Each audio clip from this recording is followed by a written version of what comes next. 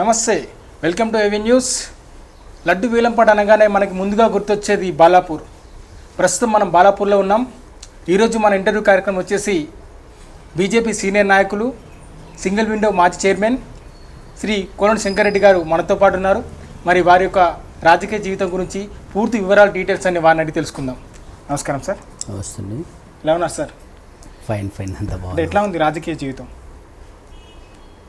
రాజకీయ జీవితం వెరీ హ్యాపీగా ఉన్నాం. యాజ్ ఎ సోషల్ వర్కర్గా, సామాజిక కార్యకర్తగా ప్రజలతో మమేకమై పనిచేస్తూ ఉంటే ఆనందంగా ఉంది. రాజకీయంలో సుమారు 33 సంవత్సరాలుగా క్రియాశీలమైనటువంటి బాధ్యతగా తీసుకొని పనిచేస్తూ ఉన్నాం. భారతీయ జనతా పార్టీలో కానీ, రాష్ట్రీయ స్వయం సేవక సంఘం ద్వారా కానీ అనేక విధాలుగా యాక్టివ్గా ముందుకు వెళ్తూ ఉన్నాం. అంటే మీరు రాజకీయంలోకి రావడానికి ఆదర్శం, ఇన్స్పిరేషన్ ఎవరు? ప్రధానంగా నేను పాత పట్టణానికి అతి సమీపంలో ఉన్నటువంటి ప్రాంతంలో పుట్టినవాడిని కాబట్టి పాత పట్టణానికి దగ్గరలో ఉండి రాష్ట్రీయ స్వయం సేవక సంఘంలో స్వయం సేవకగా పనిచేస్తూ ఉన్నాను కాబట్టి ఆటోమేటిక్గా నాకు సంఘం ద్వారా ఆర్ఎస్ఎస్ ప్రముఖ నాయకులైనటువంటి సోమయాజులు గారు, సామా బాలరెడ్డి గారు, ఇతర పెద్దలు నాకు ఆర్ఎస్ఎస్లో పోవడానికి వారు మార్గదర్శకులుగా కనపడ్డారు. వారి ద్వారా సంఘంలో నేను చేరాను. అంటే ఆర్ఎస్ఎస్ అంటే క్రిస్టియన్ ముస్లిమ్స్ వ్యతిరేకిస్తుందని ఒక భావజాలం మీద ఆర్ఎస్ఎస్ మీద ఒక వ్యతిరేకత ముద్ర ఉంది. అంటే ఎట్లా అంటారు మీరు దాని గురించి? రాష్ట్రీయ స్వయం సేవక్ సంఘ్ పేరులోనే ఉంది, రాష్ట్రీయ స్వయం సేవక్ సంఘ్. ఈ దేశం కోసం సెల్ఫ్ సర్వీస్గా పనిచేయాల్సిన బాధ్యత ప్రతి ఒక్క భారతీయుని మీద ఉందనేది ఈ చెప్పబోయేటువంటి ఆ యొక్క నామకరణంలోనే ఉంది. కానీ ఆర్ఎస్ఎస్ ఏ ముస్లింను వ్యతిరేకించదు, ఆర్ఎస్ఎస్ ఏ క్రైస్తవుని వ్యతిరేకించదు. ఆర్ఎస్ఎస్ ఎవరిని వ్యతిరేకిస్తుందయ్యా అంటే ఈ దేశంలో ఉంటూ, ఈ దేశంలో తింటూ, ఈ దేశంలో కన్నట్టు ఉంటున్నటువంటి ఎవరైతే వ్యక్తులు ఉన్నారో వారిని మాత్రమే, వారు ఏ మతమైనా కూడా వారిని వ్యతిరేకిస్తుంది. కానీ వీడు హిందువా, ముస్లిమా, క్రిస్టియన్ అనే భావన బీజేపీ ఆర్ఎస్ఎస్ ఎప్పుడు చూడదు. ఆర్ఎస్ఎస్ సకల భారత జనుల యొక్క ఏకాగ్రత కోసం, ఐక్యత కోసం, తల్లి భారతి సేవలో అందరూ ముందుకు రావడం కోసం పనిచేస్తుంది తప్ప ఎవ్వరిని కూడా మతం ఆధారంగా చూడదు. ఆర్ఎస్ఎస్లో మీరు తెలుసుకుని ఉంటారనుకుంటా, రాష్ట్రీయ స్వయం సేవక్ సంఘ్ ఇటీవల మైనార్టీ విభాగాలను కూడా నిర్మాణం చేసి, క్రైస్తవులు కానీ ముస్లిమ్స్ కానీ విభాగాలను తయారు చేసి, ఈనాడు ఆర్ఎస్ఎస్లో ఒక ప్రముఖమైనటువంటి ప్రచారక్ ఇంద్రేష్ కుమార్జీ అని ఒక జాతీయ నాయకుడు, సీనియర్ నాయకులు ఉన్నారు. వారి నాయకత్వంలో జమ్మూ కాశ్మీర్ మొదలుకొని ఎక్కడ ఆతంకము, ఎక్కడైతే ఉగ్రవాదము, ఎక్కడైతే తీవ్రవాదము, ఎక్కడైతే వేర్పాటువాదం, ఎక్కడైతే సంఘం అంటే మతోన్మాద శక్తులు ఒక విచ్ఛిన్నకరమైన భావాలను నిర్మాణం చేసే ప్రయత్నం చేస్తూ ఉన్నారో అలాంటి పరిస్థితి దూరం చేయడానికి అసలు రాష్ట్రీయ స్వయం సేవక సంఘము భారతదేశంలో ఉన్న అనుబంధం ఏంటిది అనేది చెప్పడానికి ఇంద్రేష్ కుమార్ లాంటి పెద్దల యొక్క నాయకత్వంలో మైనార్టీస్ని అంతా కూడా తల్లి భారతి ఒడిలోకి తేవడానికి ప్రయత్నం జరుగుతూ ఉంది. ఎక్కడ కూడా మతం ఆధారంగా ప్రయత్నం జరగలేదని చెప్పి మనం చేస్తూ ఉన్నాం. అంటే మీ యొక్క విద్య ఎంతవరకు కొనసాగింది?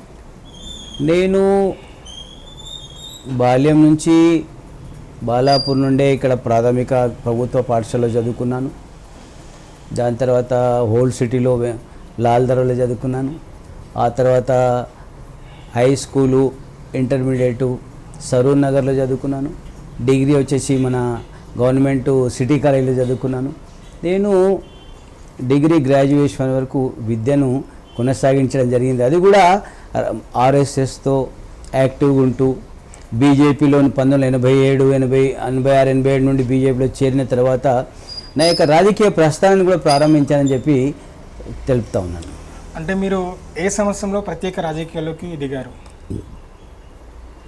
1986, 87లో నేను రాష్ట్రీయ స్వయం సేవక్ సంఘ్ ముఖ్య శిక్షకుగా బాలాపూర్ కేంద్రంలో శాఖ నడిపే సమయంలో నన్ను భారతీయ జనతా పార్టీ యొక్క అగ్రనాయకులు నరేంద్ర గారు, బద్దం బాలరెడ్డి గారు, ఇంద్రసేనారెడ్డి గారు ఇలాంటి సీనియర్ నాయకులు నన్ను అప్రోచ్ అయ్యి, నీవు ఈ యొక్క పాత మలక్పేట నియోజకవర్గం అన్నాడు ఆనాడు సరూర్ నగర్ మండలం పేరు మీద మండలం ఉండేది.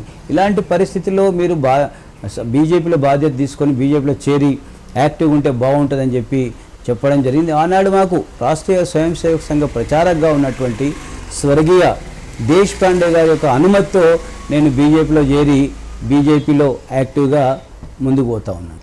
మొట్టమొదటిసారిగా భారతీయ జనతా పార్టీలో చేరినప్పుడు ఏ పదవి చేపట్టారు? నేను నిజంగా కూడా ఒక సాధారణ రైతాంగ కుటుంబంలో ఉన్నటువంటి చిన్న రైతు కుటుంబం పుట్టినటువంటి నేను ఆర్ఎస్ఎస్ ద్వారా ఉంటున్న సమయంలో నన్ను బీజేపీలో చేరిన తర్వాత భారతీయ జనతా పార్టీకి ఆనాటి నరేంద్ర ఇంద్రసేనారెడ్డి బద్దం బాలరెడ్డి గారుల యొక్క సహకారంతో నేను గ్రామం తిరిగి భారతీయ జనతా పార్టీకి సభ్యత్వాన్ని నమోదు చేయించాను 86-87లో. సభ్యత్వం నమోదైన తర్వాత 87లో నన్ను ఈ బాలాపూర్ గ్రామ పంచాయతీ బీజేపీ ఇన్ఛార్జిగా పార్టీ నన్ను నియమించింది. ఆ తర్వాత 1988లో మండల ప్రజాపరిషత్ ఎన్నికలు వచ్చినాయి. మండల ప్రజాపరిషత్ ఎంపీపీ ఎన్నికల్లో నేను చాలా క్రియాశీల బాధ్యత వహించి ఒక యువ కిషోరంగా ఆనాడు 88 అంటే నేను ఇంటర్మీడియట్ సెకండ్ ఇయర్. ఆ రోజు ఇంటర్ సెకండ్ ఇయర్లో ఉంటూ బీజేపీలో చాలా అగ్రెసివ్గా ఒక యువ కిషోరంగా పనిచేశాను. ఆ ఎన్నికల్లో నేను రాత్రి 8-9 గంటలకు వాల్ రైటింగ్ మొదలు పెడితే తెల్లవారుజామున 5 గంటల వరకు గ్రామాన బీజేపీ కమలంపూ గుర్తులు దించి ఆ విధంగా ప్రచారాన్ని నిర్మాణం చేసేటువంటి బాధ్యత నిర్వర్తించాను. దాని తర్వాత ఇంద్రసేన్ రెడ్డి గారు అప్పుడు ఎమ్మెల్యేగా ఉన్నారు. వారు నన్ను ఈ మండల యువమోర్చా అధ్యక్షుడిగా నామినేట్ చేయడం జరిగింది. ఆ విధంగా నా రాజకీయ జీవితం ప్రారంభమైంది. చూసుకున్నట్లయితే భారతదేశంలో అనేక రాజకీయ పార్టీలు ఉన్నాయి. ఎందుకని మీరు బీజేపీ పార్టీ వైపు మొగ్గు చూపుతున్నారు? ఎందుకు అంత బీజేపీ పార్టీ పైన అంత అభిమానం ఉంది? నేను ప్రముఖంగా నా ఆశయం అంతా కూడా జాతీయ భావం, దేశభక్తి ప్రధానమైనటువంటి నా ఆశయం. భారతీయులందరూ ఒకటే. భారత ప్రజలందరూ కూడా ఈ యొక్క జాతీయతను, ఈ దేశాన్ని అందరం కూడా దేశభక్తితో ముందుకు పోవాల్సిన అవసరం ఉంది. మన దేశాన్ని మనం రక్షించుకోవాల్సిన అవసరం ఉంది. మన దేశాన్ని మనం కాపాడుకోవాల్సిన అవసరం ఉంది. మన దేశాన్ని మనం అభివృద్ధి చేసుకోవాల్సిన అవసరం ఉంది. మన దేశీయులందరం ఏ కులం ఉన్నా, ఏ మతం ఉన్నా మనందరం కూడా ఒక్కటిగా ఉండాలన్నటువంటి సిద్ధాంతాన్ని భారతీయ జనతా పార్టీ ద్వారా నేను నేర్చుకున్నాను. ఏదంటే ఒకే దేశం, ఒకే చట్టం, ఒకే ప్రజ. ఈ యొక్క మూడు అంశాలు ప్రధానంగా భారతీయ జనతా పార్టీ యొక్క ప్రధాన సిద్ధాంతం. ఏకాత్మత, మానవతావాదం భారతీయ జనతా పార్టీ యొక్క సిద్ధాంతం. ఏకాత్మత, మానవతావాదం ద్వారానే నేను భారతీయ జనతా పార్టీ వైపు ఆకర్షితులై బీజేపీలోకి వెళ్ళి బీజేపీలో ఈనాడు పనిచేస్తున్న సంగతి తెలిసిందే. అంటే ఇప్పుడు రాజకీయాలు ఇప్పుడు మీ ఇంట్లో మీ కుటుంబ సభ్యులు కానీ ఎవరైనా సరే ఎందుకు రాజకీయాలు ఎందుకు వెళ్తున్నావు, మంచి చదువుకుంటే ఉద్యోగం వస్తుంది, మంచి భవిష్యత్తు ఉంటుంది, ఎందుకు రాజకీయాలు అని ఇట్లా మీ తల్లిదండ్రులు కానీ అట్లాంటి గారు ఎవరైనా అట్లా అన్నారా? అనే సందర్భాలు ఉన్నాయా? ఎందుకు మనకి రాజకీయాలు అవసరమా? అటువంటి సందర్భాలు మీకు ఎదురైనాయా? భారతీయ జనతా పార్టీ కాదు, రాష్ట్రీయ స్వయం సేవక్ సంఘ్లోనే నేను చేరి చురుకైన పాత్ర పోషిస్తున్నప్పుడే ఈ యొక్క హైదరాబాదు మహానగరంలో ఒక భయంకరమైనటువంటి మత ఘర్షణలు, భయంకరమైనటువంటి అంశాలు, ఒక భయభ్రాంతికి గురయ్యేటువంటి అంశాలు ఆనాడు నిర్మాణమై ఉన్నాయి. ఆ రోజుల్లో మా అమ్మగారు కానీ మా నాన్నగారు కానీ ఒక చిన్న సాధారణ రైతు కుటుంబం. నేను ప్రభుత్వ విద్యాలయాల్లో చదువుకున్నవాడిని. మా అమ్మ నాన్నలను ఎంతో ఆప్యాయతగా పెంచినటువంటి వారు చాలా బాధపడ్డారు. అది ఏంది శంకర్ రెడ్డి, నువ్వు మనకెందుకు నాన్న ఇవన్నీ అంశాలు, నువ్వు చదువుకొని మమ్మల్ని కుటుంబాన్ని చక్కదిద్దుకుంటే చాలని అంశాలు చాలాసార్లు చెప్పారు. అయినా నేను అన్నాను, మా ఆర్ఎస్ఎస్ అంటే మంచి సంస్థ, ఆర్ఎస్ఎస్తోనే ఎన్నో పనులు చేయొచ్చు, దేశం కోసం సమాజం కోసం పనులు చేయొచ్చు, మీ పేరు ప్రఖ్యాతులు నిలబెట్టే ప్రయత్నం నేను చేస్తాను కానీ తప్పులు చేయనని చెప్పి మా అమ్మని ఒప్పించి నేను చురుకైన పాత్ర పోషించాను.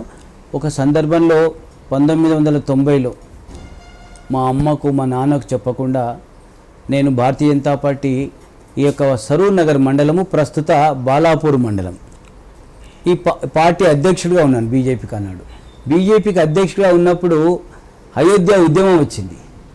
అయోధ్య ఉద్యమం లాల్ కృష్ణ అడ్వాణి గారు రథయాత్ర తీసుకురావడం, ఆ తర్వాత అయోధ్య ఉద్యమంలో కరసేవ పేరుతో యావత్తు రామభక్తుల్ని అయోధ్య తరలించి అయోధ్యలో ఉన్నటువంటి అక్రమ కట్టడం, అయోధ్య రామ మందిర నిర్మాణంలో ఉన్నటువంటి అక్రమ కట్టడం ఏదైతుందో బాబర్ అనే నిర్మాణాన్ని కూల్చివేయాలి, తొలగించాలి, అయోధ్యలో రామ మందిరం పునర్నిర్మాణం చేయాలని తీసుకున్న అయితే ఉద్యమంలో మా అమ్మా నాన్నకు చెప్పకుండా నా తోటి మిత్రులను తీసుకొని బాలాపూర్ మండలం ఈనాడు 5 లక్షల జనాభా ఉంది. 3 మున్సిపాలిటీలు ఉన్నాయి, బడంగ్పేట, మీరిపేట, జల్పల్లి. ఈ 3 మున్సిపాలిటీల్లో ఈనాడు 5 లక్షల జనాభా ఉంది. ఆనాడు నా మిత్రుల్ని ఇంకిద్దరిని నా ఎంబడి తీసుకొని నేను అయోధ్యలో పాలు పంచుకున్నాను.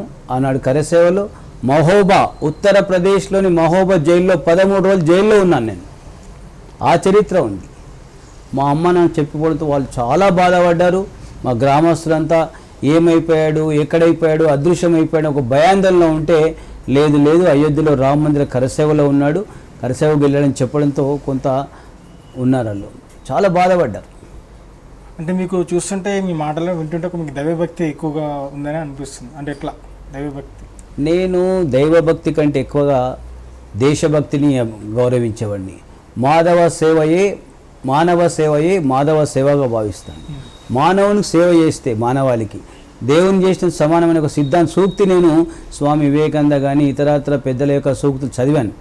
దాన్ని ఆదర్శంగా తీసుకొని మానవుని సేవ చేయాలి, తర్వాత మాధవుని సేవ చేయాలనే భావంతో ముందుకు పోతే ప్రస్తుతం దేశభక్తి, జాతీయవాదమే ప్రధానమైంది నాకు. అంటే ఇప్పుడు మీ కుటుంబ సభ్యుల మీరేనా, ఇంకెవరైనా రాజకీయ నేపథ్యం ఉందా మీ ఇంట్లో, మీ కుటుంబంలో? నా కుటుంబం చాలా అతి చిన్న కుటుంబం, వ్యవసాయ ఆధారిత కుటుంబం. నా కుటుంబంలో మా అమ్మ నాన్న కానీ, నా బంధువులు కానీ, దగ్గర బంధువులు కానీ ఎవ్వరు కూడా రాజకీయ రంగంలో ఉన్నటువంటి పరిస్థితులు లేవు. నేను మాత్రమే రాష్ట్రీయ స్వయం సేవక సంఘ యొక్క స్ఫూర్తితో భారతీయ జనతా పార్టీ నాయకుడిగా చెలామణి అవుతాను. కానీ నాకు చెప్పాను కదా, నరేంద్ర గారు, ఇంద్రసేన్ రెడ్డి గారు, బద్దం బాలరెడ్డి గారు ఆశీర్వాదంతో వారి యొక్క మార్గదర్శనంలో నేను పనిచేశాను. మా ఇంటికి నరేంద్ర గారు, మా ఇంటికి బద్దం బాలరెడ్డి గారు, మా ఇంటికి నల్లు ఇంద్రసేనారెడ్డి గారు పొద్దున్నే 6:30కే వచ్చేవాళ్ళు. వచ్చి నన్ను ఇంద్రసేన్ రెడ్డి గారు నిజంగా నాకు ఒక స్ఫూర్తి దాత, నల్లు ఇంద్రసేన్ రెడ్డి గారు. వారు నన్ను ఈ యొక్క బాలాపూర్ మండలం మొత్తం ఉదయాన్నే 6 గంటలకు మా ఇంటికి వచ్చి నేను నిద్ర లేవకుండా నిద్ర లేపి నన్ను గ్రామం తిప్పి పరిచయం చేశాడు. కొలన్ శంకర్ రెడ్డి మంచి కార్యకర్త అని చెప్పి నాకు ఒక స్ఫూర్తినిచ్చాడు. వారు మాట్లాడే బాడీ లాంగ్వేజ్ కానీ, వారు నడిచే విధానం కానీ నన్ను ఎంతగానో ఆకర్షించింది. ఈనాడు నేను మంచి మాటలు మాట్లాడుతాను ఉన్నంటే, మంచి యొక్క మార్గం ముందుకు పోతా ఉన్నంటే దీనికి నాకు ప్రధానంగా నరేంద్ర గారు, ఇంద్రసేనారెడ్డి, బద్దం బాలరెడ్డి గారు ఒక ఆశీస్సులే అని చెప్పి ఈ సందర్భంగా చెప్తాను. ఇప్పుడు ఈ బాలాపూర్ పరిసర ప్రాంతంలో మీరు ఒక రాజకీయ నాయకుడిగా పరిచయం చేసుకోవడానికి, ఒక రాజకీయ నాయకుడిగా నిలదొక్కుకోవడానికి ప్రజల యొక్క సమస్యల పట్ల మీరు ఏ విధంగా పోరాటం చేశారు? నేను ప్రధానంగా మా యొక్క అందరినీ కూడా, నేను ఒక జాతీయవాదిని. నేను జాతీయవాదంతో ఉన్న కారణంగా ప్రతి పౌరుణ్ణి కులాలు, మతాలు, వర్గాలు పక్కన పెట్టి అందరినీ కూడా ఒకే వేదిక మీద తీసుకొచ్చి జాతీయవాదంతో ఈ సమాజంలో సేవ చేయాలి, సమాజాన్ని చైతన్యవంతం చేయాలి, సమాజాన్ని అభివృద్ధి చేయాలనే భావనతోటి అనేక ఉద్యమాలు చేశాను. అలాంటిది ప్రధానంగా పేద ప్రజల కోసం ఉన్నటువంటి ఏ అంశమైనా, అది ప్రభుత్వ భూముల రక్షణ కావచ్చు, పేద ప్రజలకు ఇళ్ల పట్టాలు కావచ్చు, కృష్ణా జలాలు ప్రతి ఇంటింటికి ఇవ్వాలనే నినాదం కావచ్చు, అదే కాకుండా ఏదైతే పలానా వర్గాల మీద దాడులు జరుగుతూ ఉన్నాయి, మహిళల పట్ల కానీ, దళితుల పట్ల కానీ, బలహీన వర్గాల పట్ల కానీ, పేద ప్రజల మీద దౌర్జన్యాలు జరుగుతున్నాయి, గొడవలు జరుగుతూ ఉన్నాయంటే వారికి అండగా నిలబడి ధైర్యం ఇచ్చి నూరు పోసి వాళ్ళని ఉత్సాహపరిచినటువంటి వాతావరణంలో నేను ఉద్యమాలు నడిపాను. నేను ఉద్యమాలను చెప్పుకుంటే ప్రధానంగా నేను పేద ప్రజలందరికీ కూడా ఇళ్ల పట్టాలు ఇవ్వాలి, ఇల్లు కట్టించాలని చెప్పి నేను ఉద్యమాలు చేసి జైలుకు వెళ్ళిన పరిస్థితులు ఉన్నాయి. నేను మహిళలకు, దళితులకు, గిరిజనులకు, పేద ప్రజలకు రిజర్వేషన్లో తప్పులు జరిగాయని చెప్పి మండల కార్యాలయం మీద దాడి చేసి కూడా నేను జైలుకి వెళ్ళిన సంఘటనలు ఉన్నాయి. అదే కాకుండా ఏదైతే భారతీయ జనతా పార్టీ యువ నాయకుడిగా బాలాపూర్ అంటే ఒక ప్రపంచ ప్రఖ్యాతిగాంచినటువంటి బాలాపూర్ గ్రామం గణేష భగవానుడు ఆశీర్వాదంతో బంగారు గణపతి, బంగారు లడ్డు యొక్క ప్రాంతంలో ఉంది. ఇది చారిత్రాత్మక ప్రపంచవ్యాప్తంగా. ఇలాంటి పరిస్థితుల్లో ఈ గ్రామానికి ఎంఐఎం అధినేత స్వర్గీయ మన యొక్క ఓవైసీ ఎవరైతే ఉండేనో పార్లమెంట్ సభ్యుడు సలావుద్దీన్ ఓవైసీ గారి మీద కూడా ఆనాడు నేను దాడి చేసి నేను తరిమి కొట్టినటువంటి రోజులు ఉన్నాయి. నన్ను జైల్లో పెట్టారు, నా మీద అక్రమ కేసులు పెట్టారు. అయినా న్యాయపరంగా పోరాటం చేసి నేను ఈ యొక్క గెలవడం జరిగింది. సో నాకు ఒక జాతీయ స్ఫూర్తి ఎంతో ఉత్సాహాన్ని ఇచ్చింది నాకు. ఇప్పుడు తెలంగాణ రాష్ట్రంలో బీజేపీ అధికారంలోకి వస్తే మత కలహాలు జరుగుతాయి, అల్లర్లు జరుగుతాయని టీఆర్ఎస్ పార్టీ అదే పనిగా ఆరోపిస్తుంది. మరి దానిపైన మీ యొక్క స్పందన ఏంటి? భారతీయ జనతా పార్టీ మీ అందరికీ తెలుసు, ఈ దేశం కోసం, దేశంలో ఉన్న ప్రజల కోసం ఒక జాతీయవాద నినాదంతో భారతీయ జనతా పార్టీ దేశ ప్రజల్ని కాపాడు కోసం, ఈ దేశాన్ని సంఘటితంగా ఐక్యంగా ఇంటిగ్రిటీ నిర్మాణం చేయడం, సమగ్రతను కాపాడడం కోసం జాతీయవాదంతో ఈ ప్రాంతంలో ఈ దేశస్థుడు, ఈ దేశం మీద పుట్టినవాడే, గడ్డ మీద పుట్టినవాడే ఈ దేశానికి నాయకుడు కావాలి, ఈ దేశం మీద పుట్టినటువంటి ఒక జాతీయవాద స్ఫూర్తి ఉన్నవాడే మనకు ఆదర్శంగా ఉండాలి. అలాంటి వాళ్ళు బాబాసాహెబ్ అంబేద్కర్ కావాలి, అలాంటి వాళ్ళు శ్యామాప్రసాద్ ముఖర్జీ ఈనాడు వారి యొక్క బలిదానం జరిగింది. ఈరోజు 1953 23 జూన్లో వారు ఈ దేశం కోసం, ఈ జమ్మూ కాశ్మీర్ ప్రాంతం కోసం వారు పుట్టింది పశ్చిమ బెంగాల్లో పుట్టినటువంటి శ్యామాప్రసాద్ ముఖర్జీ గారు మన యొక్క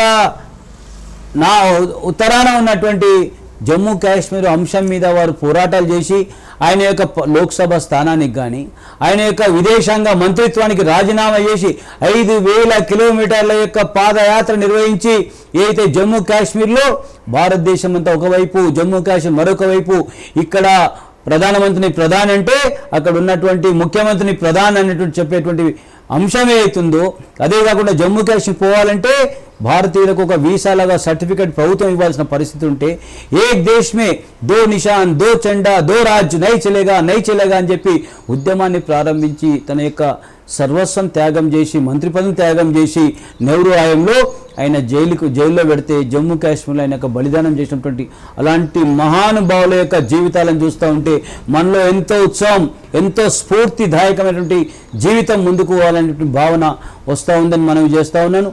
అనవసరంగా ఈ టీఆర్ఎస్ పార్టీ ఎప్పుడు కూడా అదొక ఉద్యమం పెడుతూ వచ్చిన పార్టీ. టీఆర్ఎస్ పార్టీ వల్ల ఏమైనా తెలంగాణ వచ్చిందా?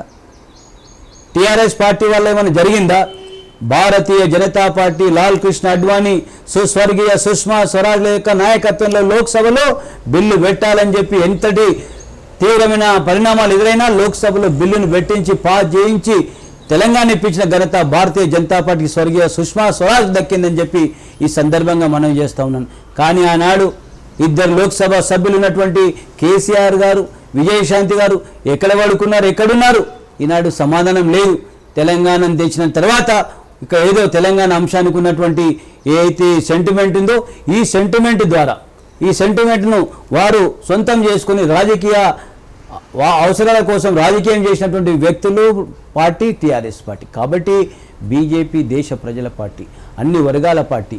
భారతీయ జనతా పార్టీ మీకు తెలుసు, ఈనాడు ఒక మైనార్టీ వ్యక్తిని, ఏపీజే అబ్దుల్ కలాం స్వర్గీయ వ్యక్తిని ఈ దేశానికి రాష్ట్రపతి చేసిన ఒక ముస్లిం వ్యక్తిని, ఈనాడు ఒక దళిత సామాజిక వర్గానికి చెందినటువంటి రామ్నాథ్ కోవింద్ను ఒక భారతీయ జనతా పార్టీ నాయకుడిని ఈ స్థాయికి తీసుకొచ్చి ఈనాడు రాష్ట్రపతి చేసిన ఘనత భారతీయ జనతా పార్టీ. ఒక తెలుగువాడు, తెలుగు ప్రజలందరికీ ఆదర్శంగా ఉన్నటువంటి ఈనాడు మన యొక్క గౌరవ వెంకయ్య నాయుడు గారిని, నెల్లూరులో పుట్టిన ఆంధ్ర ప్రాంతానికి చెందిన మన యొక్క ఉమ్మడి రాష్ట్రాలతో మంచి అనుబంధం ఉన్నటువంటి గౌరవ వెంకయ్య నాయుడు గారిని ఉపరాష్ట్రపతి చేసినటువంటి పార్టీ భారతీయ జనతా పార్టీ.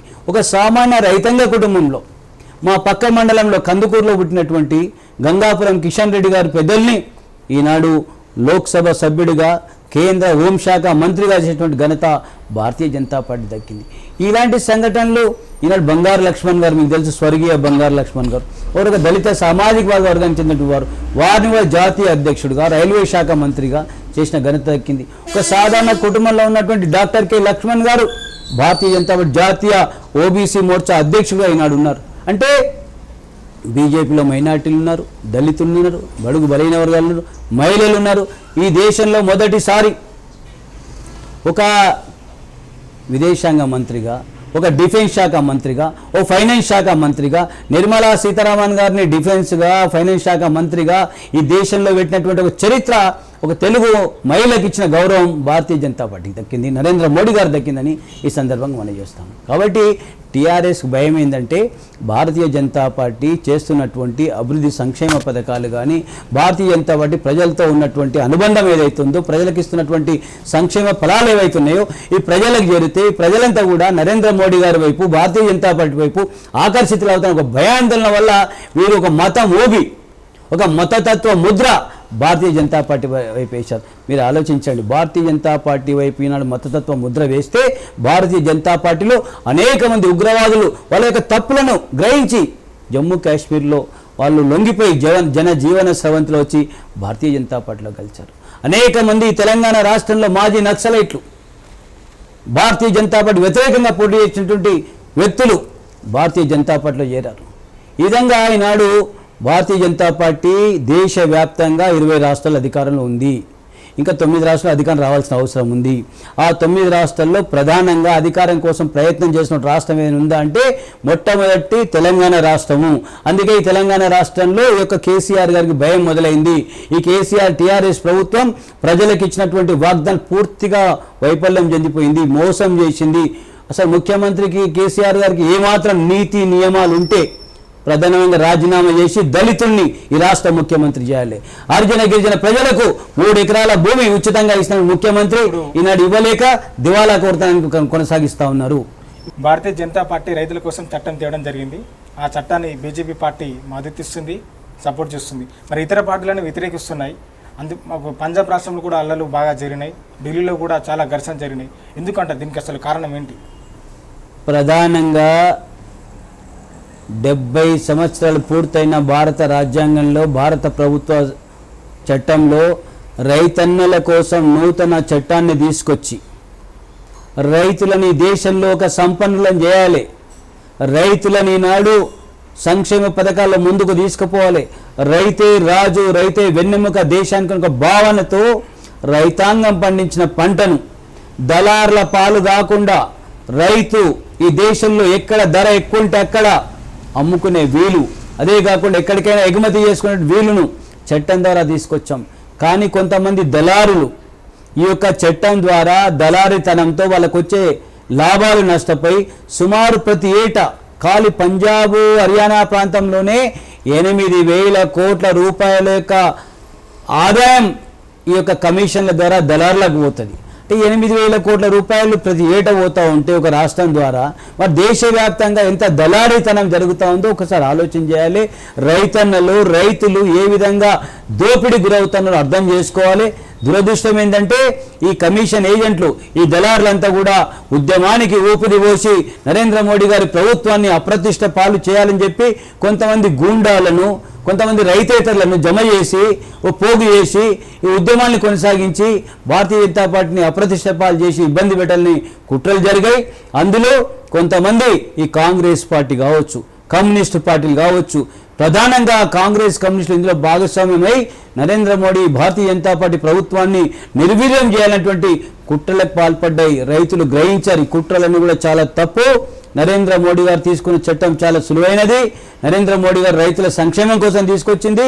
అందుకే అని చెప్పి అనేక పక్షాలు, అనేక రైతు విభాగాలు అందు నుంచి బయటకు వచ్చి నరేంద్ర మోడీ గారికి భారతీయ జనతా పార్టీ తీసుకొచ్చిన చట్టానికి అనుకూలంగా విరమించుకోవడం జరిగింది. కానీ ఇంకా కొంతమంది ఈ దళారీ వ్యవస్థ ఈ సమస్యలను కొనసాగే ప్రయత్నం చేస్తూ ఉన్నారు. కాబట్టి ఏది ఏమైనా రైతుల సంక్షేమం కోసం చట్టం తెచ్చాం, కానీ ఏ పార్టీ కోసమో, ఏ వ్యక్తి కోసమో, ఏ కుటుంబం కోసమో తీసుకొచ్చింది కాదని చెప్పి తెలియజేస్తున్నాం. ఇప్పుడు కేంద్ర ప్రభుత్వం పెట్రోల్ డీజిల్ ధరలు చాలా విపరీతంగా పెంచుతుంది. పెట్రోల్ ధరలు కానీ డీజిల్ ధరలు కానీ ఎందుకంటారు? ఎందుకు పెంచుతుంది ధరలు? సామాన్య ప్రజలు వారి యొక్క జీవనానికి చాలా కష్టమవుతున్నాయి ఈ ధరలు.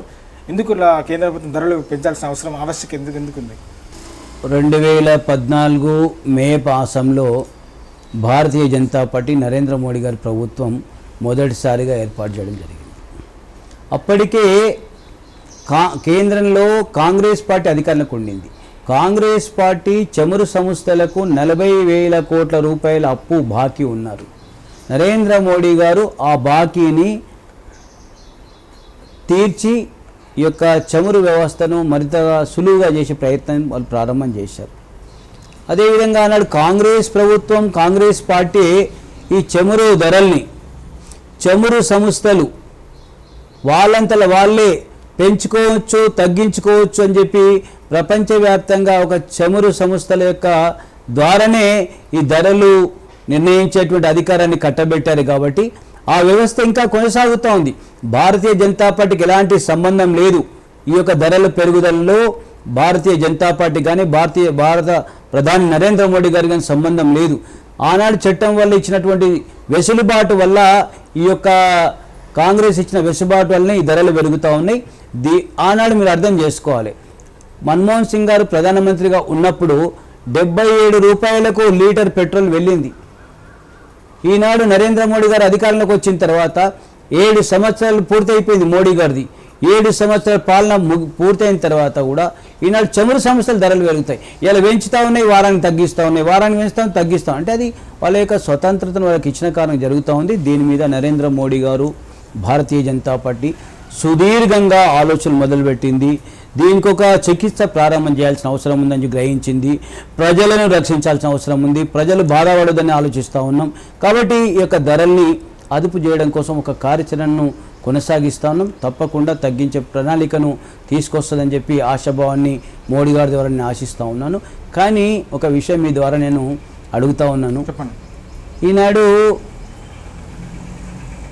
ఆంధ్ర రాష్ట్రంలో కానీ, తెలంగాణ రాష్ట్రంలో కానీ, ఇక్కడ ముఖ్యమంత్రి కేసీఆర్ కానీ, అక్కడ ముఖ్యమంత్రి జగన్మోహన్ రెడ్డి గారు కానీ ఈ యొక్క మద్యం ధరల్ని విచ్చలవిడిగా పెంచి ఈనాడు ప్రజలకు అమ్ముతూ ఉన్నారు.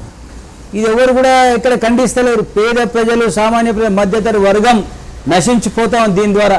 దీన్ని ఎవరు ప్రశ్నిస్తలేరు, అటు మీడియా కానీ, నాయకులు కానీ. ఇదే కాదు, ఈనాడు ఒకటి అర్థం చేసుకోండి, కేంద్ర నరేంద్ర మోడీ గారి ప్రభుత్వం ప్రజలకు ఇచ్చేటువంటి కిలో రూపాయి బియ్యం 31 రూపాయికి 1 కిలో నరేంద్ర మోడీ గారు ఈ యొక్క రైస్ మిల్లర్ల ద్వారా కొనుగోలు చేసి ఈ రాష్ట్ర ప్రజలకు, తెలంగాణ, ఆంధ్ర కానీ రాష్ట్ర ప్రజలకు దేశవ్యాప్తంగా 29 రూపాయలు సబ్సిడీ ఇచ్చి మాఫీ చేసి 2 రూపాయలకు ఈ రాష్ట్రాలకు అమ్ముతూ ఉంది కేంద్ర ప్రభుత్వం. కానీ ఈ రాష్ట్రం ఏమో 1 రూపాయి తగ్గించి 1 రూపాయి కిలో బియ్యం ఇస్తూ ఉంది. ప్రజలతో 1 రూపాయి తీసుకుని 1 రూపాయి తగ్గిస్తూ ఉంది. ఎవరు ఇస్తూ ఉన్నారా బియ్యం అంటే? కేసీఆర్ ఇస్తూ ఉన్నాడు, టీఆర్ఎస్. హరిరామ, 29 రూపాయలు తగ్గించి మనకు 2 రూపాయలకు ఇచ్చినటువంటి నరేంద్ర మోడీ బీజేపీ గొప్పది కాదా? 1 రూపాయి తగ్గించినవాడు, 1 రూపాయి తగ్గించిన పార్టీ గొప్పదా? ఇది ఎందుకు గ్రహించారు అంటే పెట్రోలే కళ్ళకు కనపడతా ఉంది కానీ మద్యం కనపడతలేదు, ఈ యొక్క బియ్యం కనపడతలేదు, ఆహార పదార్థాలు కనపడదు. ఇది ఎక్కడనేమని చెప్పి మీ ద్వారా నేను ప్రశ్నిస్తూ ఉన్నాను. రాష్ట్రానికి విషయానికి వస్తే తెలంగాణ కేసీఆర్ ప్రభుత్వ భూముల అమ్మకాన్ని పెట్టింది. మరి బీజేపీ పార్టీ తరఫున మీ యొక్క స్పందన ఏంటి? ప్రభుత్వ ఆస్తులను, ప్రభుత్వ భూములను అమ్మాలని గత కాంగ్రెస్ గతంలో, ఈనాడు టీఆర్ఎస్ ప్రభుత్వం 20,000 ఎకరాల భూములను అమ్మి దాని ద్వారా తెలంగాణ రాష్ట్ర పాలన కొనసాగించాలని చెప్పి ఆలోచన చేయడాన్ని తీవ్రంగా భారతీయ జనతా పార్టీ ఖండిస్తూ ఉంది. ఈ భూముల అమ్మకాన్ని అడ్డుకుంటుంది భారతీయ జనతా పార్టీ. ఈ భూములు పేద ప్రజల యొక్క, ఈ రాష్ట్ర ప్రజల యొక్క జన్మ హక్కు, వారి ఆస్తులు ఇవి. ప్రభుత్వ ఆస్తి అంటే ప్రజల ఆస్తి. ప్రజలకు మోసం చేసి ఇలాంటి పనులు చేయడాన్ని అడ్డుకుంటాం. ఈనాడు ఎంత చేతగాంతనం ఈ టీఆర్ఎస్ పార్టీ, ఎంత దద్దమ్మ ప్రభుత్వం టీఆర్ఎస్ పార్టీ. అంటే ప్రభుత్వ భూములు నమ్ముకొని ప్రభుత్వ పాలన కొనసాగిస్తామంటే నీకు ఈ యొక్క ఆర్థిక వ్యవస్థ మీద, పరిపాలన మీద అవగాహన రాహిత్యం వల్ల, ఈనాడు నీ చర్యల వల్ల ప్రభుత్వ దుశ్చర్యలు కొనసాగిస్తే సహించలేదని చెప్పి హెచ్చరిస్తూ అడ్డుకుంటాం ఈ ప్రయత్నాన్ని. ఇప్పుడు స్థానిక ఎమ్మెల్యే, మంత్రి గారి యొక్క పనితీరు ఎలా ఉంది, ఎలా ఉండబోతుంది, ఎలా ఉంది? ఈ యొక్క మహేశ్వరం నియోజకవర్గ శాసనసభ్యురాలు, రాష్ట్ర విద్యాశాఖ మంత్రి సబితా ఇంద్రారెడ్డి గారు కాంగ్రెస్ పార్టీలో గెలిచారు. మహేశ్వరం నియోజకవర్గంలో ఈనాటి వరకు 2 పర్యాయాలు ప్రత్యేక రాష్ట్రం వచ్చిన తర్వాత ఎన్నికలు జరిగితే ఒక్క పర్యాయం కూడా ఈ ప్రాంతంలో టీఆర్ఎస్ గెలవలే. చాలా దౌర్భాగ్యం. ఆనాడు భారతీయ జనతా పార్టీ మోడీ గారి ఆశీస్సులతో తెలుగుదేశం తీగల కృష్ణారెడ్డిని గెలిపిస్తే ఆయన 100 రోజులు తిరగకముందే టీఆర్ఎస్లోకి పోయాడు. ఆయన ఆ విధంగా పోయాడని చెప్పి ప్రజలంతా కూడా కర్రు కాల్చి వాత పెడితే ఆయన ఓడిపోయి ఇంట్లో కూర్చున్నాడు. కానీ ఈమెనన్నా ఒక మాజీ హోంమంత్రిగా, ఒక ఎమ్మెల్యేగా ఈమెను గెలిపిస్తే ఏమైనా అభివృద్ధి చేస్తుంది, పోరాటం చేస్తుంది, ప్రభుత్వాన్ని నిలదీస్తుందని చెప్పి అనుకున్నటువంటి సబితమ్మ ఆమె కూడా 100 రోజులు తిరగకముందే మజ్లీస్ పార్టీ యొక్క అధినేత అసదుద్దీన్ ఓవైసీ ద్వారా రాయబారం చేసి ఆమె ఈ యొక్క టీఆర్ఎస్ పార్టీలో కలిసింది. ఎమ్మెల్యేగా రాజీనామా చేయకుండా టీఆర్ఎస్ పార్టీలో పోయి ఆమె మంత్రిగా పొందడం అంటే ఇది రాజకీయ దివాలా కోరుతనం, నైతిక విలువలు లేనటువంటి పరిస్థితి. సబితమ్మ అభివృద్ధి దేవుడెరుగు, సంక్షేమం దేవుడెరుగు నియోజకవర్గ ప్రజలది. కానీ ఆమె చేసినటువంటి ఒక నడవడి, ఆమె చేసినటువంటి విధానాలు ప్రజలు అసహించుకునే విధంగా ఉన్నాయి. ఇప్పటి కూడా డిమాండ్ చేస్తూ ఉంది భారతీయ జనతా పార్టీ ఆమె తక్షణమే ఎమ్మెల్యేగా రాజీనామా చేసి తిరిగి ఎన్నికలకు వస్తే అప్పుడు గెలిస్తే ప్రజలను ఆమెను ఆశీర్వదిస్తారు. అంతే తప్ప ఈ విధంగా దివాలా కోరుతాన రాజకీయ స్వార్థ రాజకీయాల్ని, ఆస్తులను రక్షించుకోవడం కోసం, రాజకీయ స్వార్థాల కోసం పార్టీలు మారితే రాబోయే కాలంలో ప్రజలు తప్పకుండా బుద్ధి చెప్తారని చెప్పి హెచ్చరిస్తా ఉన్నాను. మీరు చూశారు ఇటీవల ఈటల రాజేందర్ మీద టీఆర్ఎస్ పార్టీ పొగబెట్టి ఇంట్లోంచి బయటికి వెళ్ళగొట్టింది. టీఆర్ఎస్ పార్టీలోంచి బయటికి వెళ్ళగొడితే భారతీయ జనతా పార్టీ ఒక నైతిక మద్దతు ఇచ్చింది. రాజేందర్ గారు కూడా మాజీ మంత్రిగా ఆయన ఎమ్మెల్యే పదవికి రాజీనామా చేసిన తర్వాతనే భారతీయ జనతా పార్టీ యొక్క కండువ కప్పుకున్నాడు. ఆ నీతి, ఆ నియం, ఆ ఆత్మ గౌరవం ఉండాలి. ఆత్మ గౌరవం లేనటువంటి, నీతి లేనటువంటి వ్యక్తులు ఏ పదవిలో ఉన్నా దాంతో లాభం లేదు, ఇంకేం లేదు. ఇంకో విషయం మీ ద్వారా చెప్తున్నా. ఇప్పుడు విద్యాశాఖ మంత్రి ఈ మహేశ్వరం నియోజకవర్గంలోనే KG to PG Vidya free అన్నారు, ఒక్కరికి ఉచితం లేదు. అంతేందుకు ఈ మహేశ్వరం నియోజకవర్గంలో 5 లక్షలు ఉన్నటువంటి ఈ యొక్క బాలాపూరు మండల కేంద్రంలో ఇప్పటి వరకు ఒక ప్రభుత్వ జూనియర్ కాలేజ్ లేదు, ప్రభుత్వ డిగ్రీ కళాశాల లేదు, 100 పడకల ప్రభుత్వ ఆసుపత్రి లేదు. ఇదా డెవలప్మెంట్, అభివృద్ధి అంటే? ఆమె అప్పుడు హోం మంత్రి ఉండే, మైనింగ్ మంత్రి ఉండే, ఇప్పుడు మళ్ళీ విద్యామంత్రి. ఏది? పూర్తిగా వైఫల్యం. సబిత గారు పూర్తిగా వైఫల్యం చెందిపోయారు. భారతీయ జనతా పార్టీలోకి తెలంగాణ ముఖ్య ఉద్యమకారుడు ఈటల రాజేందర్ గారు చేరడం జరిగింది. ఈ ముందు భారతీయ జనతా పార్టీ యొక్క వ్యూహం ఎలా ఉండబోతుంది? ఈటెల రాజేందర్ గారు చేరికను భారతీయ జనతా పార్టీ స్వాగతిస్తూ ఉంది. 2023లో ఇక్కడ సాధారణ ఎన్నికలు జరగబోతూ ఉన్నాయి. అందులో ప్రథమంగానే ఈ యొక్క 5 మాసాల్లో హుజూరాబాదు శాసనసభకు ఉప ఎన్నిక రాబోతూ ఉంది. ఈ ఉప ఎన్నికను భారతీయ జనతా పార్టీ చాలా తీవ్రంగా పరిగణిస్తూ ఉంది. ఈటల రాజేందర్ గారు ఆత్మ గౌరవం కోసం రాజీనామా చేసి తిరిగి పోటీ చేయబోతూ ఉన్నారు. ఈ సందర్భంగా ఇది మాకు తెలంగాణ బీజేపీ పార్టీకి ఒక ట్రయల్స్ లాంటిది. ఈ ట్రయల్స్ తర్వాత చివరికి ఒక వాస్తవమైనటువంటి ఫైనల్లో మేము అధికారులు రాబోతాం. 2023లో భారతీయ జనతా అధికారులు రాబోతోంది. ఎందుకంటే కేసీఆర్కి ఇచ్చినటువంటి వాగ్దానాలు అన్నీ కూడా విఫలమైపోయాడు, అన్ని విధాలుగా వైఫల్యం చెందిపోయాడు. 60,000 అప్పుతో వచ్చిన తెలంగాణను ఈనాడు 4 లక్షల అప్పుతో, 4 లక్షల కోట్ల అప్పుతో నిలబెట్టాడు. నిరుద్యోగ సమస్య, నిరుద్యోగులకు ఉద్యోగాలు ఇస్తాను మోసం చేశాడు. ఇంటికో ఉద్యోగం అన్నాడు, ఊరికో ఉద్యోగం కూడా లేదు. దళిత ముఖ్యమంత్రిని ఇవ్వలే, మహిళా మంత్రిని సొంత పార్టీలో ఉద్యమకారులను పక్కన పెట్టి దొడ్డిదారిన సబితమ్మను మంత్రి పదవి ఇచ్చాడు. ఈ విధంగా అనేక తెలంగాణ ద్రోవులతో టీఆర్ఎస్ నింపుతా ఉన్నాడు. కానీ నిజమైన ఉద్యమకారులను, నిజమైనటువంటి పోరాట యోధులను, నిజమైనటువంటి తెలంగాణ వాదులను మోసం చేసినటువంటి వ్యక్తి ఈ ముఖ్యమంత్రి గారు, టీఆర్ఎస్ ప్రభుత్వం అని చెప్పి, టీఆర్ఎస్ పార్టీ అని చెప్పి మనవి చేస్తూ ఉన్నాను. Bharatiya Janata party ప్రత్యర్థిగా MIM party భావిస్తుంది. ఎంఐఎం పార్టీ కూడా భారతీయ జనతా పార్టీని ఒక ప్రత్యర్థిగా భావిస్తుంది. ఎందుకంటారు అట్లా? ఒకటి వినండి. స్వతంత్రానికి పూర్వం యావత్తు భారతదేశానికి ఆగస్టు 15, 1947లో స్వతంత్రం వచ్చింది. తెలంగాణ ప్రాంతానికి మాత్రం 17 సెప్టెంబర్ 1948లో స్వతంత్రం వచ్చింది. అంటే సుమారుగా ఈ యొక్క 14 మాసాల తర్వాత మనకు స్వేచ్ఛ వచ్చింది, స్వతంత్రం వచ్చింది.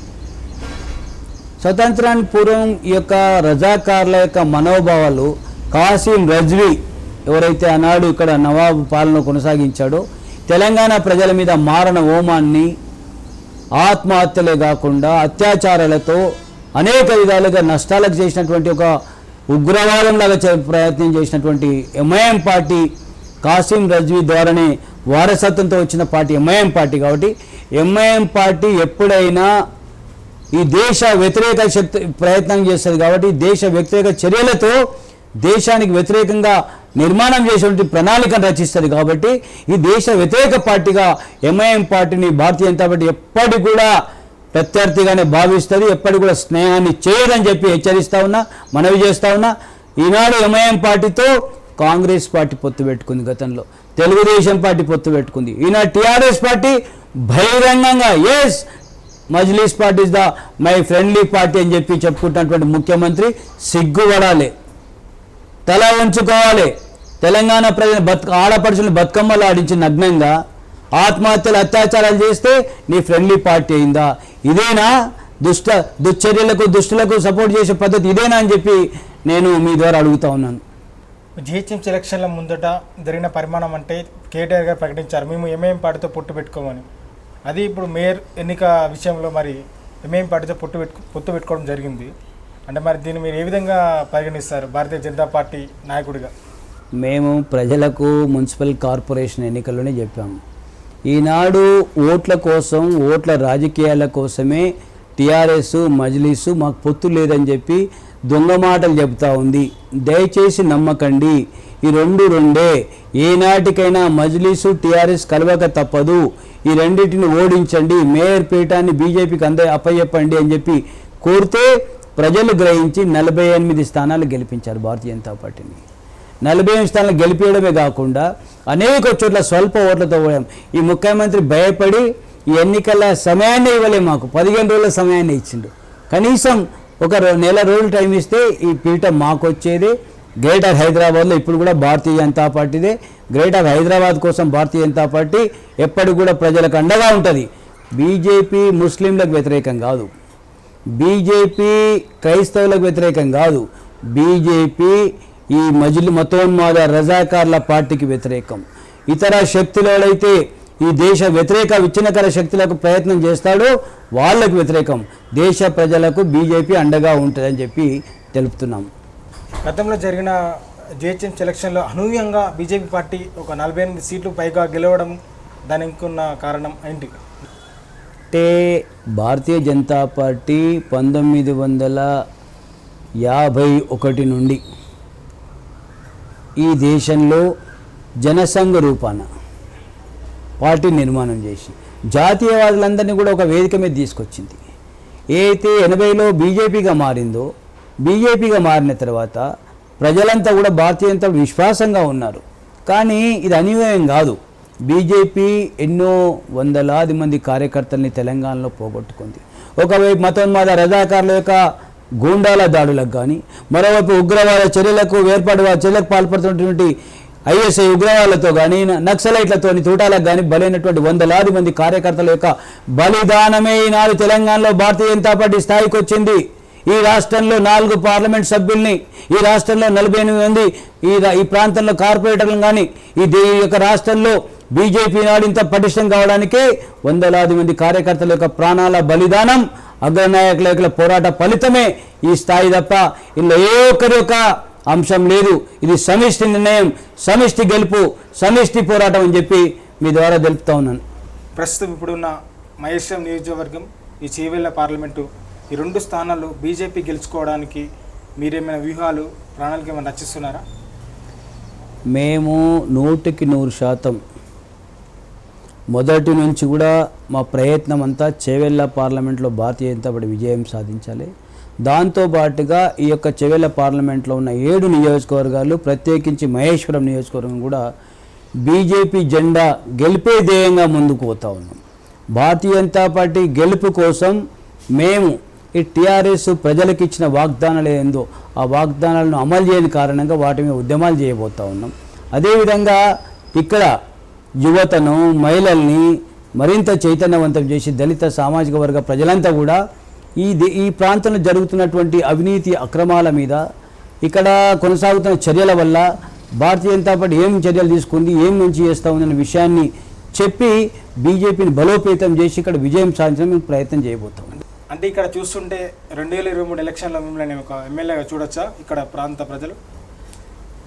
భగవంతుని ఆశీస్సులు ఉంటే ఏదైనా సాధ్యమే, కానీ నా వ్యక్తిగతంగా మాత్రం చేవెళ్ళ ఇలా పార్టీ అధిష్టానం కూడా మీకు ఎమ్మెల్యే బీఫామ్ ఇస్తే అప్పుడు మీ యొక్క ఎలా ఉండదు పరిస్థితి? నా ఎజెండా అంతా కూడా చేవెళ్ళ పార్లమెంటు మహేశ్వరం నియోజకవర్గంలో బీజేపీ గెలిపే ధ్యేయంగా నా ఎజెండా. ఒకవేళ పార్టీ రాష్ట్ర అధినాయకత్వం నా సేవలు నా అవసరాలు ఈ ప్రాంతంలో అవసరం అనుకుంటే, ఈ ప్రాంతంలో గత 33 సంవత్సరాలుగా సేవలు అందించి ఒక సింగిల్ విండో చైర్మన్గా గతంలో అనేక ఎన్నికల్లో ఇక్కడ గెలిపించినటువంటి 87 మొదలుకుంటే 2021 వరకు అనేక దాంట్లో ప్రత్యక్షంగా పరోక్షంగా నా చేయుత భారతీయ జనతా పార్టీ గెలుపులో ఉంది. కాబట్టి పార్టీ నన్ను ఆదేశిస్తే 100కి 100 పాళ్ళు నేను పోటీ చేయడానికి సిద్ధంగా ఉన్నా. ప్రజలు యొక్క ఆశీస్సులు ప్రేమానురాగాలు నాకు మెండుగా ఉన్నాయి. 33 ఏళ్ళుగా గడప గడపకు ప్రతి కులాలు, ప్రతి ఒక్క సంఘాలు, యువజన సంఘాలు, విద్యార్థులు అనేక మందితో మంచి సత్సంబాలు ఉన్నాయి. మైనార్టీలతో మంచి సంబంధాలు ఉన్నాయి, యువతతో సంబంధాలు ఉన్నాయి. ఒక జాతీయవాద హిందుత్వవాద నాయకుడిగా నాకు పేరుంది ఈ ప్రాంతంలో. ఒక హిందుత్వవాదంతో, ఒక జాతీయవాదంతో మతోన్మాద మజ్లిస్ పార్టీ మీద, టీఆర్ఎస్ పార్టీ మీద, కాంగ్రెస్ పార్టీ మీద పోరాటం చేసి జెండా ఎగరవేసే శక్తి సత్తా నాకుందని సందర్భంగా మనవి చేస్తూ ఉన్నాను. అస్తమానం టీఆర్ఎస్ పార్టీ వాళ్ళ మీద ఆరోపణలు చేయడం తప్ప భారతీయ జనతా పార్టీ ప్రజలకు ఏం చేసిందంటారు?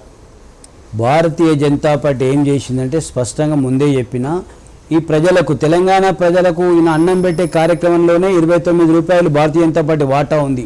1 రూపాయి అయితే టీఆర్ఎస్ వాటా ఉంది. టీఆర్ఎస్ గొప్పదా బీజేపీ గొప్పదా అక్కడ తెలిసిపోతుంది. అదే కాదు, పేద ప్రజల కోసం ప్రధానమంత్రి ఆవాస్ హౌసింగ్ స్కీమ్ని 6.5 లక్షల రూపాయలని కేంద్ర ప్రభుత్వం నరేంద్ర మోడీ గారి ప్రభుత్వం ఇస్తూ ఉంటే నువ్వు ఎందుకు ఈ రాష్ట్రంలో అమలు చేయడం లేదు? లక్షలాది ఇండ్లు ఈ రాష్ట్రానికి అందజేస్తే ఎందుకు నిర్మాణం చేయడం లేదు నువ్వు? ఈనాడు 6.5 లక్షల్లో 3.5 లక్షల రూపాయలు పేద ప్రజలకు సబ్సిడీ ఇచ్చి 3 లక్షల రూపాయలే ఈనాడు కిస్తుల రూపాన కట్టుకునే వెసులుబాటు తీసుకొస్తే నువ్వు ఎందుకు పేద ప్రజలకు అందజేస్తావు ఈనాడు?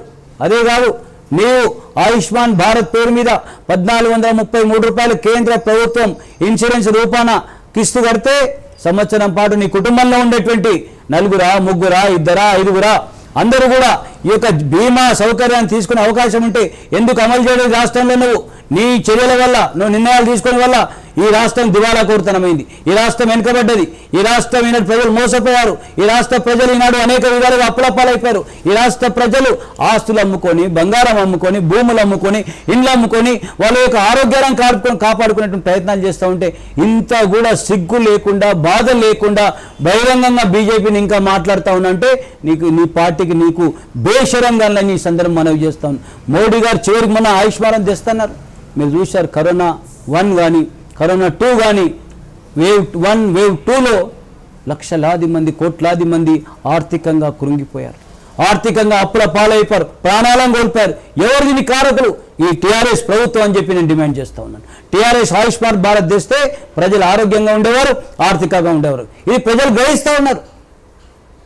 ఆ విధంగా చెప్పుకుంటూ అవుతుంటే ఈయన హార్టికల్చర్ యూనివర్సిటీ ఇచ్చాము ఈ రాష్ట్రానికి.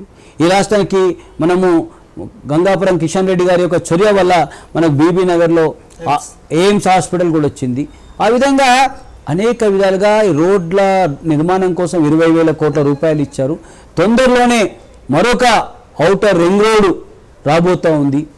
దాని కూడా 1,000 కోట్ల రూపాయలు కేంద్ర ప్రభుత్వం ఇస్తూ ఉంది. అనేక రోడ్లు, అనేక ప్రాంతాల అభివృద్ధి నాడు కేంద్రంతో జరుగుతూ ఉన్నాయి. కానీ టీఆర్ఎస్ కేవలం అవినీతి అక్రమాలతో, కుటుంబ పాలనతో, వారసత్వ రాజకీయాలను కొనసాగిస్తూ ఉంది. కాబట్టి ఈ కుటుంబ పాలన, వారసత్వ రాజకీయాలని, ఈ యొక్క దోపిడిని అడ్డుకోవడం కోసం మేము తీవ్రంగా పోరాటం చేసి ఈ రాష్ట్రంలో బీజేపీని అధికారం రావడానికి ప్రయత్నం చేస్తాం. అదే కాకుండా ఇప్పుడు టీఆర్ఎస్ ప్రభుత్వం అధికారంలోకి వచ్చి 3 ఏళ్ళు కావస్తుంది. ఈ 3 ఏళ్ల పాలనలో ఎప్పుడు కూడా ఈ యొక్క శ్రీశైలం కృష్ణా నది మీద ఆంధ్ర పాలకులు దోపిడీ చేస్తూ ఉంటే అన్ని మూసుకున్నటువంటి టీఆర్ఎస్ ప్రభుత్వం ఇప్పుడేదో ఎన్నికలు మరి దగ్గరకు వస్తూ ఉన్నాయి కాబట్టి మరొక వేడి, మరొక సెంటిమెంటు నిర్మాణం చేసి ఓట్లు దండుకునే కుట్రలు పాల్పడుతుంది. కానీ ప్రజలు గ్రహించారు, అన్నీ తెలిసిపోయినాయి ప్రజలకు. జగన్తో నీకున్నటువంటి అనుబంధం ఏంది, నీవు జగన్ ఏ విధంగా ఒక నాణానికి బొమ్మ బొరుసు లాంటి వారు ప్రజలకు తెలిసిపోయింది. కాబట్టి బీజేపీని అడ్డుకునే శక్తి ఏ శక్తికి తెలంగాణలో ఏ శక్తికి లేదు. సూర్యచంద్రుని వరకు బీజేపీ 2023లో అధికారంలోకి వస్తుంది.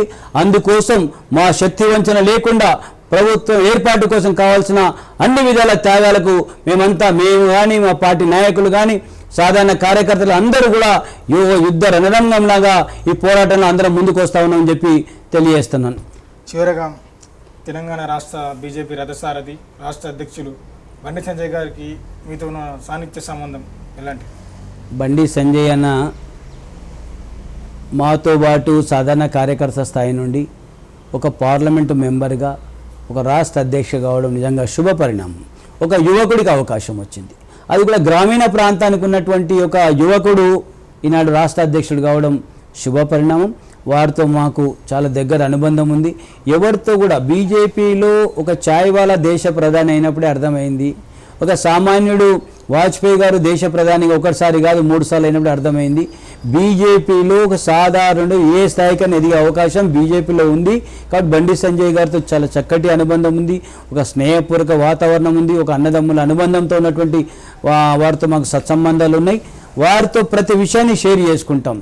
పార్టీ పాలసీ విధానాల మీద, ఈ రాష్ట్రంలో జరుగుతున్న రాజకీయ అంశాల మీద వారితో షేర్ చేసుకొని, వారే కాకుండా ఈ రాష్ట్రాల్లో ప్రతి జిల్లాకు ఇన్ఛార్జ్ పెట్టారు, ప్రతి జిల్లాలో అధ్యక్షులు ఉన్నారు, రాష్ట్ర పదాధికారులు అందరితో ఒక సమిష్టి నిర్ణయాలతో, సమిష్టి పోరాటాలతో, సమిష్టి నాయకత్వాన్ని బలపరుస్తూ టీఆర్ఎస్ మీద మేము యుద్ధం ప్రకటించాం, రాజకీయ యుద్ధం కొనసాగిస్తాం.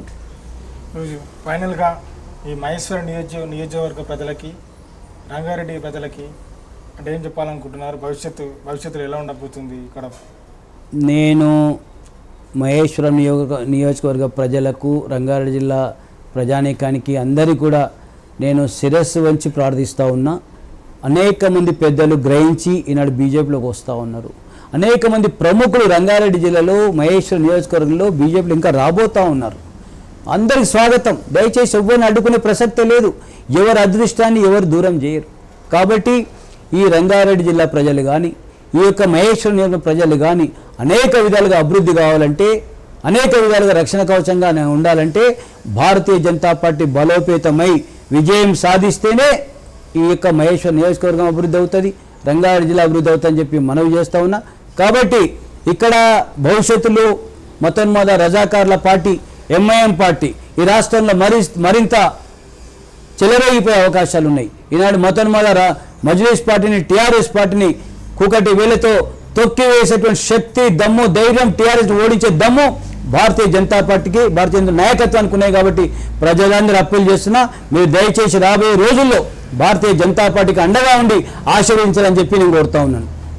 Thank you sir. చాలా మీ యొక్క విలువైన సమయాన్ని ఇచ్చి మీ యొక్క చాలా విలువైన సమాచారం మాకు అందించినందుకు.